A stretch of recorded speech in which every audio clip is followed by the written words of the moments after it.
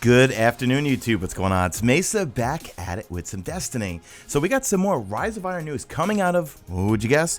Game Informer, okay? There's a podcast, which I'm going to link in the description. It's called Answering Destiny Rise of Iron's Lingering Questions. So there's a bunch of new stuff we're going to go over. Gameplay and backgrounds from a Bungie Capture Event I went to in July. And this is Enkuch's footage because I used up all of my PvP gameplay and he kindly shared his with mine. So make sure you subscribe to him. Link will be in the description. But without further ado, let's get into the news. So first off, we know that 3 of Coins is not going anywhere. And actually, I confirmed that in my interview with Deej when I interviewed him from Bungie Studios in the Twitch studio. Next up, the Taken spawns and patrol modes, well, they're unfortunately staying. And that's because, well, people are still getting the collection. They're going to have to go through the Taken King stuff. And yeah, I was kind of hoping they were going to go the way of the dodo because of the fact that it gets really annoying when I'm trying to do bounties and need to kill a particular type of enemy. And then the Taken come in and make everything despawn. Now we're going to have some new strike playlists. Okay, first off, there's going to be a new heroic strike playlist that's going to have Rise of Iron strikes. Then there's going to be a non-heroic strike playlist, which will also have Rise of Iron strikes. Then there will be a Taken King strike playlist, and then of course the Legacy strike playlist with all of the old strikes. Now with regards to ornaments, Xur is going to be selling some of those along with his regular stock, exotic weapons, armor, and so forth. But he's going to be selling them for what's called Silverdust. So how do you get Silverdust? Well, the new Radiant Treasures that we'll be getting every week. When you dismantle one of the items, it dismantles to Silverdust. So that's what we could use to buy stuff, ornaments from Xur. Now, they also said that Silverdust will be used with Eververse, okay? They weren't exactly specific, but keep in mind, when you break down things from these Radiant Treasures, you want to hold on to that Silverdust for either use with Xur or with Eververse. And speaking of Eververse, she's going to be selling chromas now, so you basically can go in and probably pick your colors, okay? I don't know about you guys, but my vault is full of every single color. So, let's see, did they confirm? I didn't hear anywhere. Are we getting new colors? I don't know. We'll have to see. Now, when Rise of Iron comes out, okay, Thorn is going to be exactly the way it is, except obviously it's going to be upgraded in terms of its attack and light level, and we could use it in Trials, Iron Banner, things like that. They also said they're not going to be doing a weapon balance patch right when Rise of Iron drops. They want to see how everything plays out in the current meta.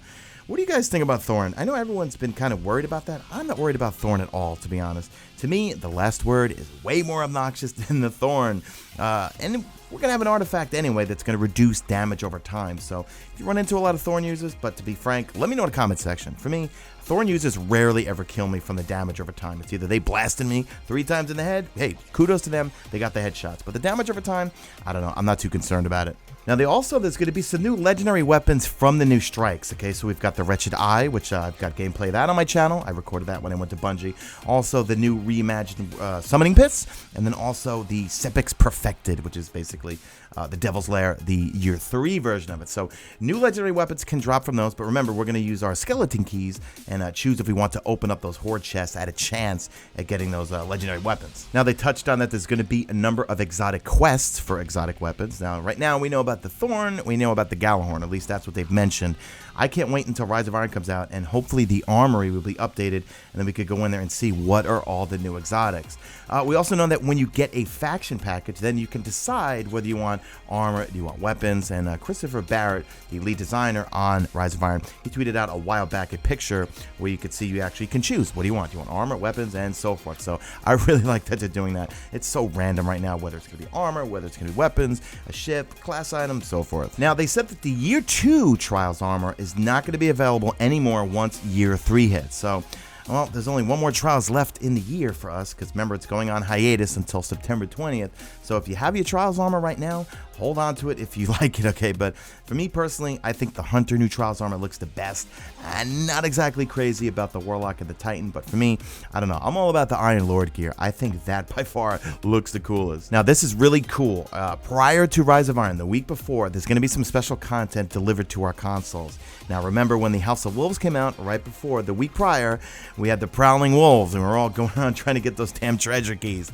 Prior to the Dark Below, we had those Blades of Crota running around. So, should be pretty cool. What do you guys want to see? What do you think they're going to do for Rise of Iron the week before? What are we going to get? Where are we going to see everything? I'm assuming it's going to be all in the Cosmodrome somewhere. And for those wondering what time it's going to drop, on the 20th, it's going to start at reset. So keep it locked in here, guys. I'm going to be streaming it pretty much every day that week. I'm going to be streaming one character per day going through the story and the quest. And then on Friday, I'll be streaming the raid all day right here on YouTube. Now, they also did chime in that faction packages, just like they do now, will be light relevant. So right now, our factions, they give us 330 gear because 335 is the max light level. Who knows what they're going to give us if it's going up to 385 and 400 for the raid. I'm going to bet it's going to be somewhere along the lines of 350 or something like that. It's definitely going to have some sort of cap. They also mentioned that packages from Varix too, with House of Judgment, they will also be light sensitive, okay? So meaning anything you get from those Varix packages, they're going to make him still relevant is where they were going with that. So I guess we'll still be playing the Challenge of Elders or the Prison of Elders in general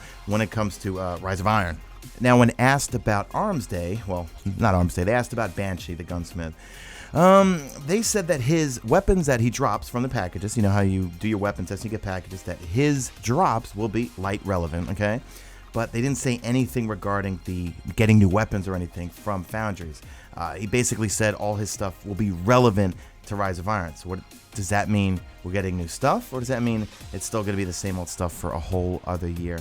Come on, Bungie, you got to give Banshee a refresh, please, please, please. Now, they chimed in a little bit more about private matches, and also you can increase your grimoire with private matches. So if there's a grimoire card you're looking for that involves the Crucible, you can go into private matches and get that done. They also mentioned that they're going to do a preload on Rise of Iron, so right when it kicks off at reset on the 20th, we could just jump right into it, okay? Thank God for that. I hope it preloads the day before. So that's pretty much it for the meat and potatoes, guys. Let me know your thoughts and opinions in the comments section. So, as always, drop a like at this video only if you see fit. Make sure you subscribe if you're not a subscriber. Help me get to 100,000. Follow me on the Twitter at Mesa. Check my stream. Links in the description. And that's it. I'm out of here like Vladimir.